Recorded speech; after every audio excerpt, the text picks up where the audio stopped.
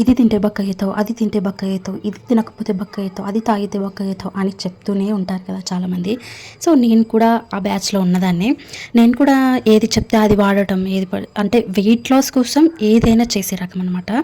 నేను అన్ని రకాలుగా ట్రై చేశాను. ఎక్సర్సైజ్లు, డైట్లు, ఇంటర్మీడియట్ ఫాస్టింగ్లు and 1 meal a day, 2 meal a day ఇవన్నీ చేసి ఫైనల్లీ అండ్ నా డైజెషన్ ఇంప్రూవ్మెంట్కి మంచిగా యూస్ఫుల్ అయినది. అంటే వెయిట్ లాస్లో నాకు ఎటువంటి ఇంప్రూవ్మెంట్ నాకైతే అనిపించలేదు, బట్ బాడీ చాలా తేలిగ్గా అనిపించింది. సో నేను అటువంటి రెసిపీని అయితే చూపించాలనుకుంటున్నాను. సో నా బాడీలో, నా డైజెషన్ ఇంప్రూవ్మెంట్లో, నా బబుల్ మూమెంట్లో, అంటే మోషన్కి వెళ్ళడానికి బబుల్ మూమెంట్ ఉంటుంది కదా, వాటిలో నేను చాలా చేంజెస్ చూశాను. సో ఇవన్నీ నేను మిక్సీ పట్టేసుకొని ఇట్లా వేయించేసుకొని మిక్సీ పట్టేసుకొని తినడం వల్ల చాలా బెనిఫిట్స్ ఉన్నాయంట.